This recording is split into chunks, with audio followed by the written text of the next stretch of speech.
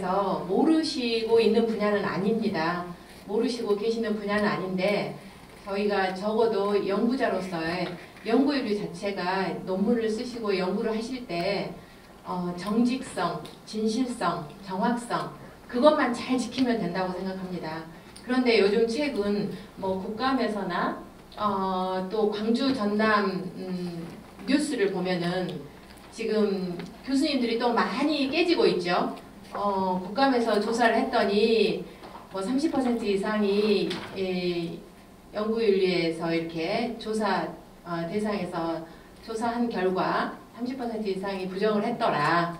광주 전남에서도 이러한 건수가 나왔더라. 근데 저는 건수는 중요한 건 아니고 어떤 분야에서 교수님들이 많이 연구를 하실 때 부정행위로 적발이 됐는가를 봤더니 표절하고 저자권에서 많이 지적을 이렇게 당했더라고요. 그래서 특히 이제 전남 광주 같은 경우는 5년 새 37건으로 많이 증가 추세에 있다라는 것이 우리가 한참 2015년 그때는 연구윤리 관련 법이 정해지고 그때는 더 민감하게 했었는데 몇 년 사이에 이게 줄어든 게 아니라 더 증가했다라는 것이 조금 저희들이 생각해 봐야 할 부분이 아닌가라는 생각이 듭니다. 그래서 이 시간에 저는 표절 관련된 부분과 저작권에 대해서 간략하게 말씀드리도록 하겠습니다.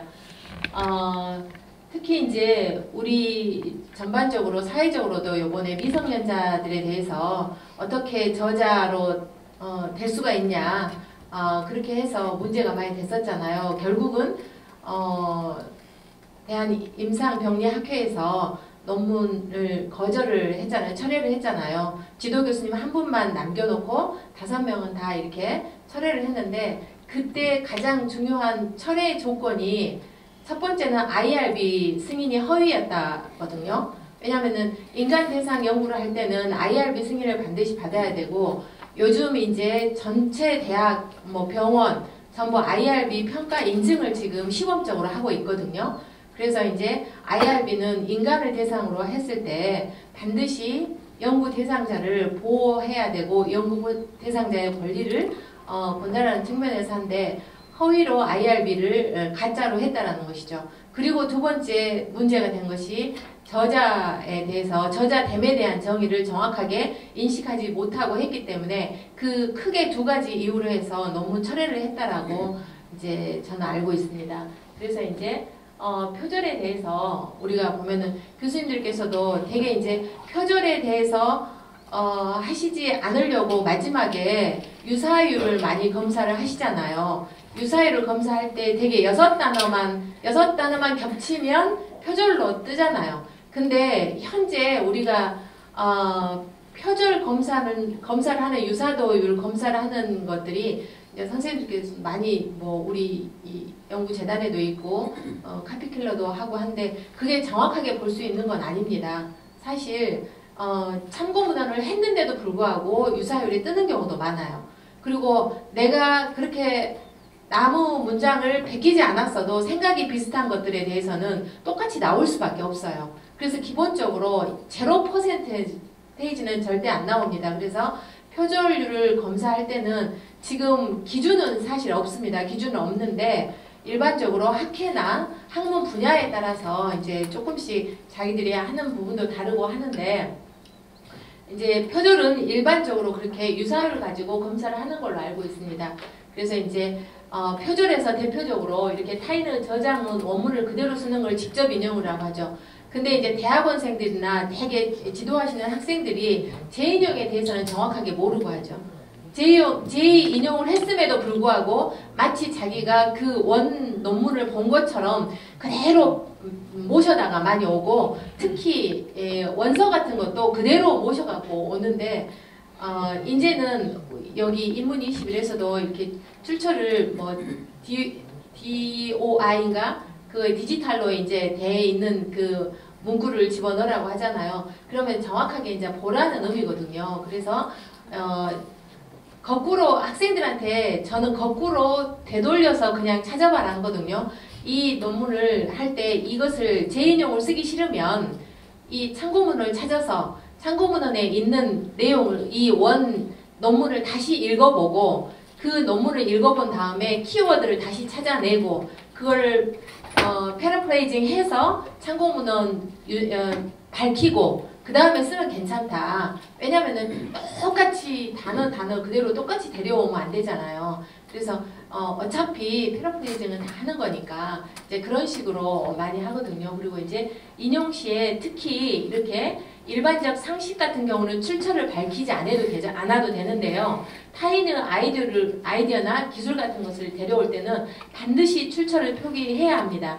그리고 인터넷 웹상의 자료 같은 경우는 URL을 이렇게 출처를 밝혀서 뭐 며칠날 이렇게 뺐다 그렇게. 그리고 연구 통계 수치일 같은 경우에는 원문 페이지를 포함한 출처를 표시해야 합니다. 그래서 이제 되게 표절에 대해서 많이 이렇게 문제가 돼서 표절에 대해서 한 번 더 이렇게 보시면 좋을 것 같다는 생각이 들어서 제가 이제 표절을 중점적으로 했고요. 표절을 하면은 되게 표절 유형이 아이디어나 어떤 구성을 표절해 오는 경우가 많습니다. 그리고 이제 텍스트를 표절해 온 문장 그대로나 사진 같은 거 그대로 데리고 올 때는 반드시 출처를 표시해 주셔야 되고요. 또 모자이크 표절을 많이 하죠. 여기서 조금 따오고 저기서 조금 따오고 저기서 조금 마치 내 것인 것처럼. 그런데 그런 것도 표절입니다. 말 바꾸기를 했으니까 이거는 참고문헌을 안 밝혀도 되겠지. 그건 아닙니다. 왜냐면은 그 타인의 원래 독창적인 아이디어를 쓰신 선생님이 연구를 냈는데 그것을 내가 이 똑같은 의미로 말을 바꾼다고 해서 출처를 밝히지 않으면 안 됩니다. 그것도 출처를 밝혀야 됩니다. 그리고 이제 뭐 큰 타원표 같은 거 누락한달지 직접 인용 시에는 큰 타원표를 넣어야 되죠. 그리고 이제 출처 내용에 이렇게 주가 되었을 때랄지 포괄적, 부분적. 근데 인용했다고 참고문을 썼는데 요 문장만 아니라 전체를 따오는 경우도 있습니다. 이것은 엄청나게 큰 표절이 되겠죠.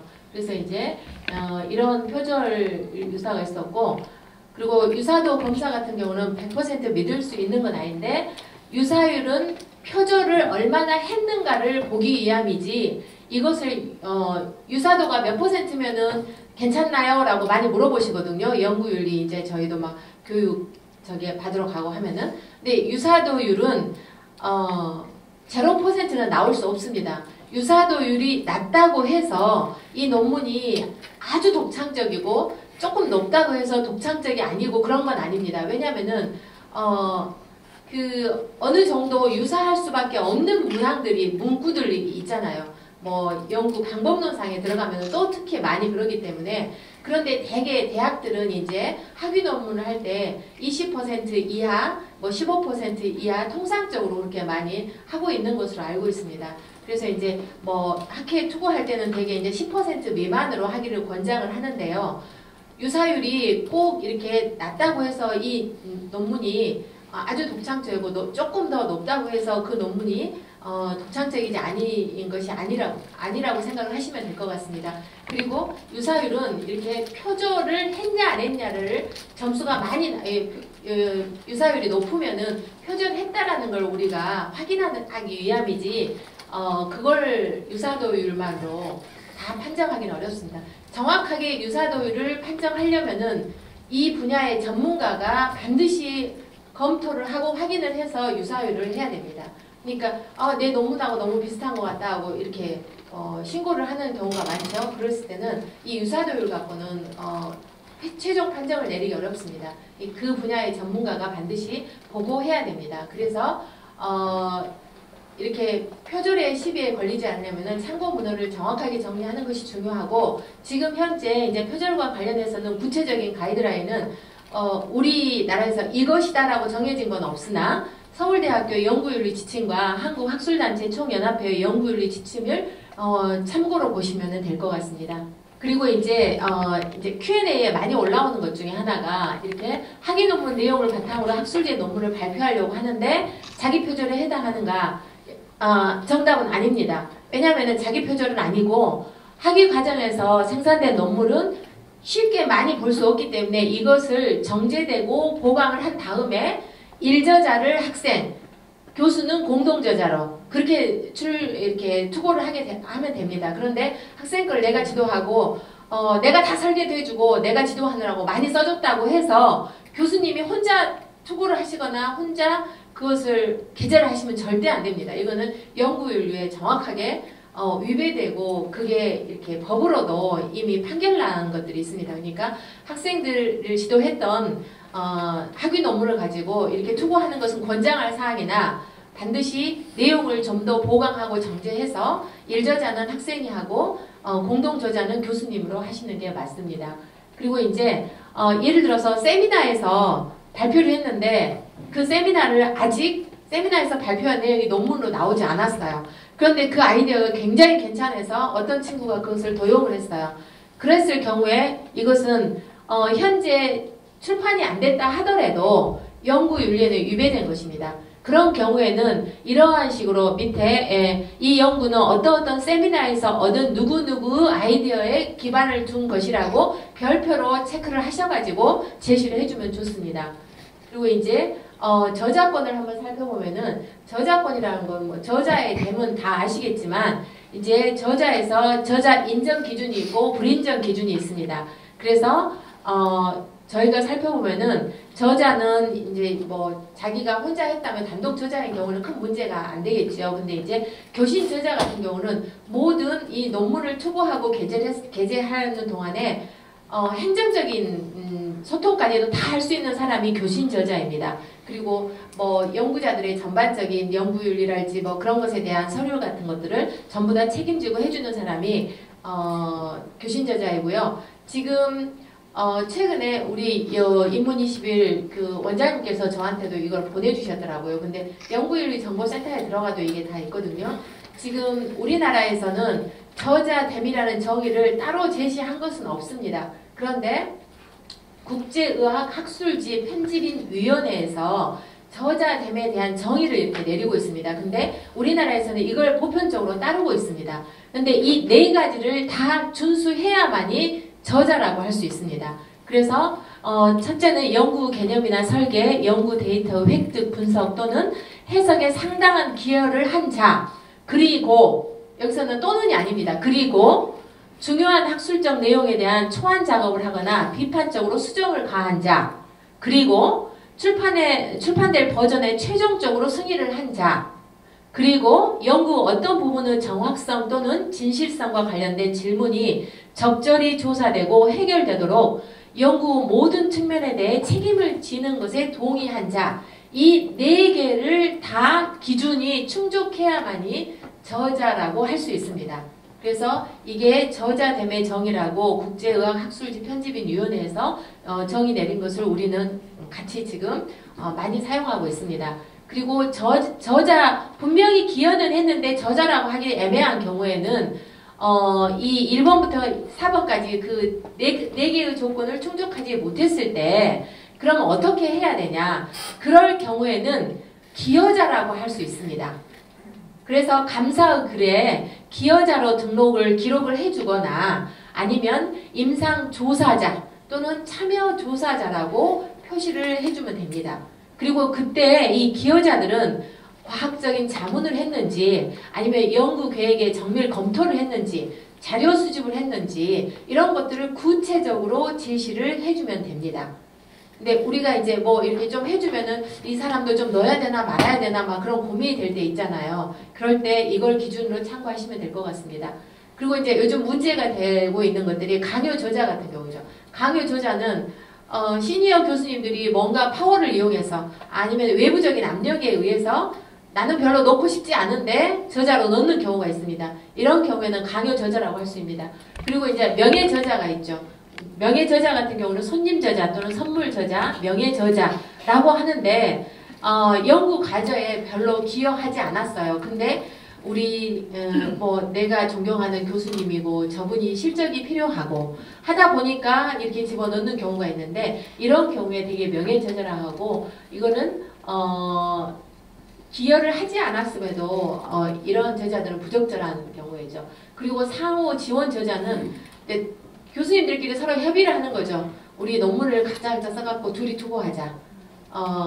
그런 경우 하면은 점수가 더 많잖아요. 이거는 실적을 더 많이 내기 위해서 이런 것들을 좀 많이 하는 경우가 많다고 합니다. 그리고 이제 뭐 중복 저자 같은 경우는 동일한 내용을 여러 군데 요즘은 이게 중복 게재하는 것은 엄격하게 하지 못하도록 규정이 되어 있습니다. 그리고 이제 자기 논문을 가지고 이제 자기 표절도 많이 하고 하는데 자기 표절을 하지 않으시려면 자기 논문을 가지고 정확하게 출처를 표시해주면 됩니다.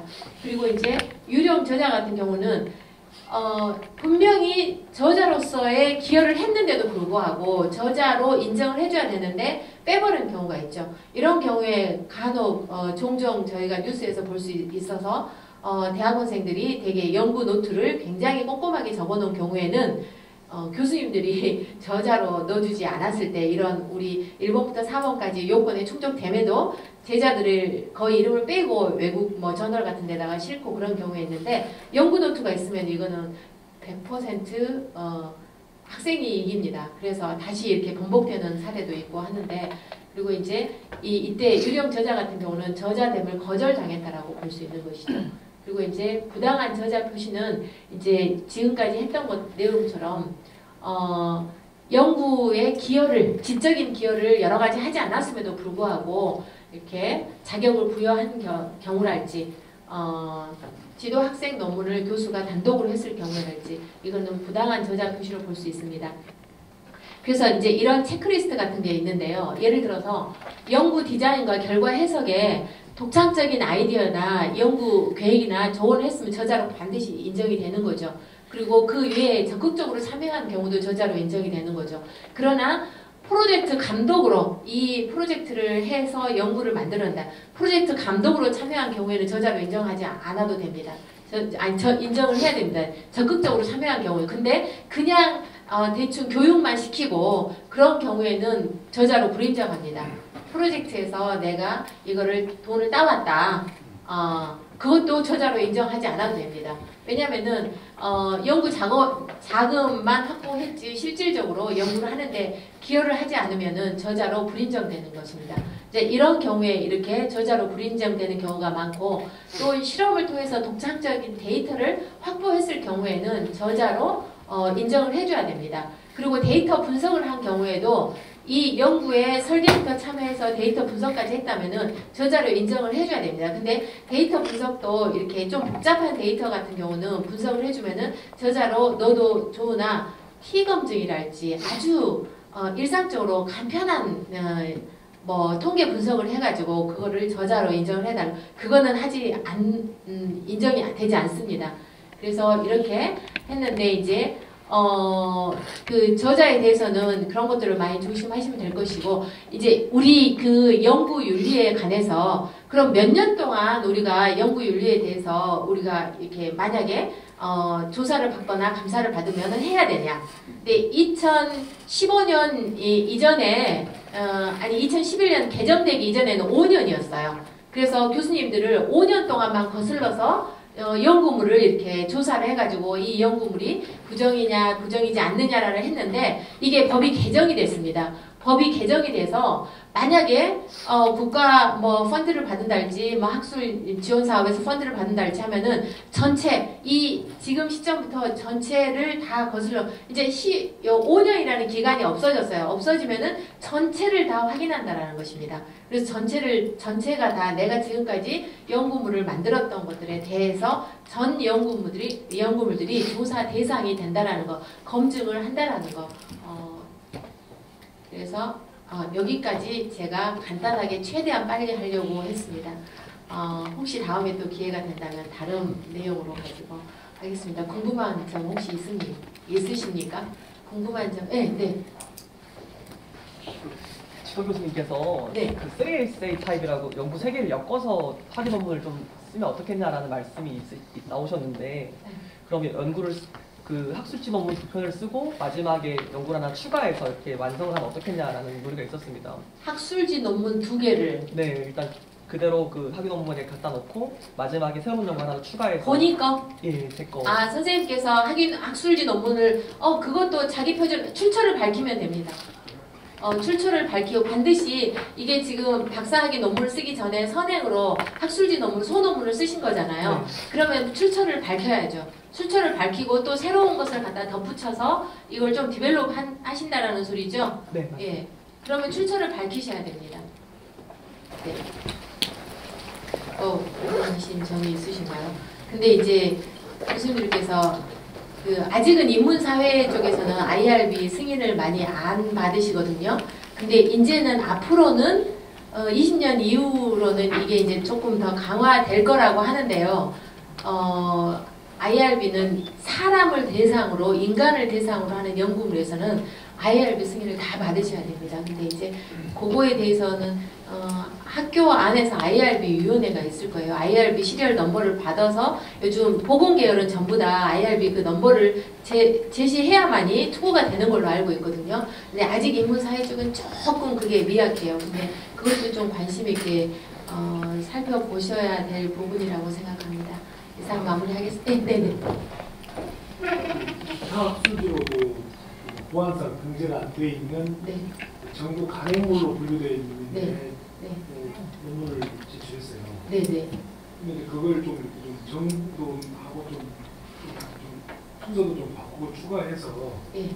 예를 들어서 국제학술지 같은 데 냈을 때 네.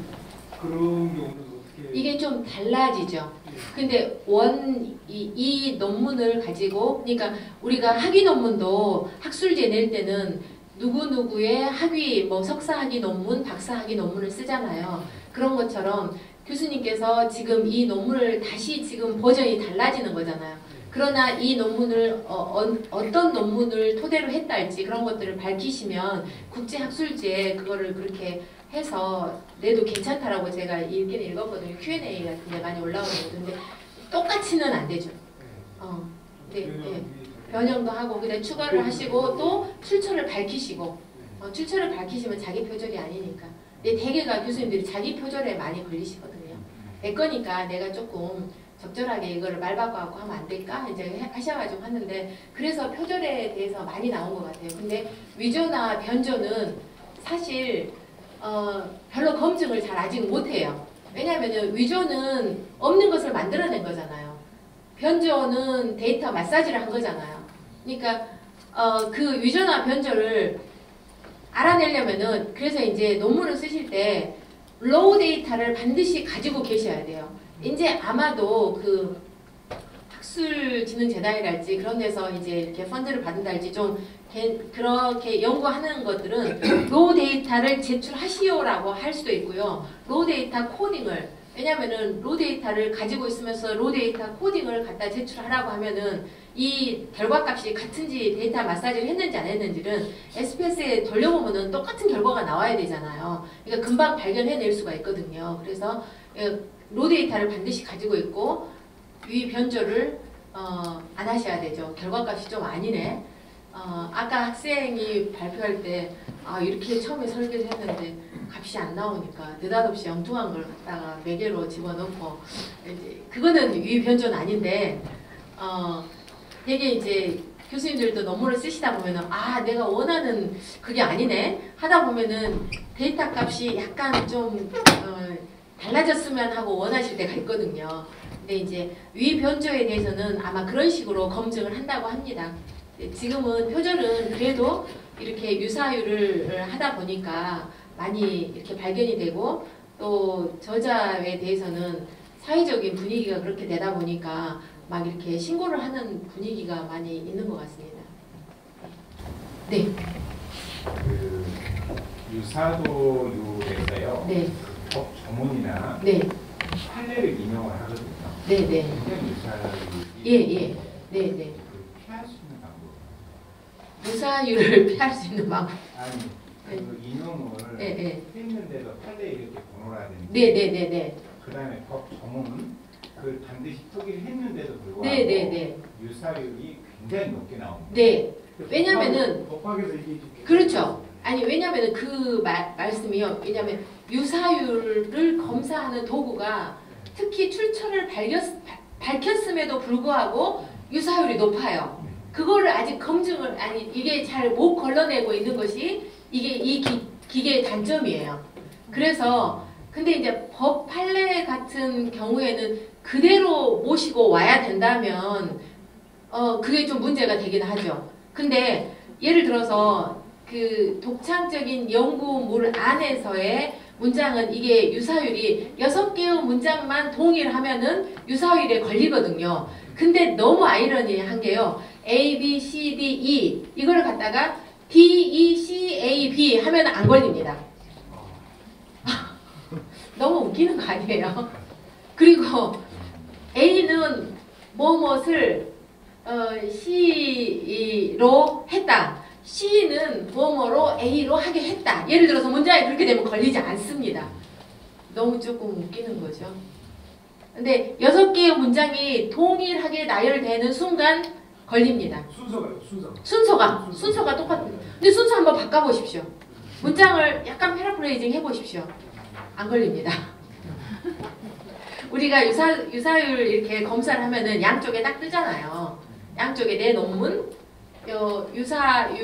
유사도율이 일치되는 논문들이 뜨잖아요. 그럼 이 문장을 유사율이 떴던 논문을 다시 한번 패러프레이징 해보십시오. 의미는 똑같이 안 뜹니다. 안 뜹니다. 길이가 요령을 네. 그럼 퍼센테이지를 10%, 5% 낮출 수 있습니다. 그런데 그렇게 낮추는 것이 그래서 저는 큰 의미는 없다라고 생각합니다. 왜냐면은 이게 유사도율이 똑같을 수밖에 없는 것이 연구 방법이랄지 그렇게 출처를 밝혔음에도 나타나는 것들이 있거든요. 그거에 대해서는 유사도율 자체에서 이렇게 이 기계 자체가 정확하게 걸러내는 역할을 지금 못하고 있거든요. 그래서 저도 순수하게 제가 안 베꼈는다고 했는데도 불구하고 유사하게 나오는 경우가 있고 제가 관심 있는 분야의 논문을 쓰다 보면 아무래도 이 분야에 관련된 논문을 여러 편을 쓰다 보면은 나도 모르게 이게 있는 것들이 쓰여질 수가 있거든요. 그럴 때는 유사율이 걸리거든요. 그럴 때는 이 유사도율을 검사해 본 다음에 다시 한번 이걸 정리하는 작업을 할 때도 있습니다. 사실. 교수님들께는 관심이 많으시죠? 네, 여기서 마무리하겠습니다. 너무 고맙습니다.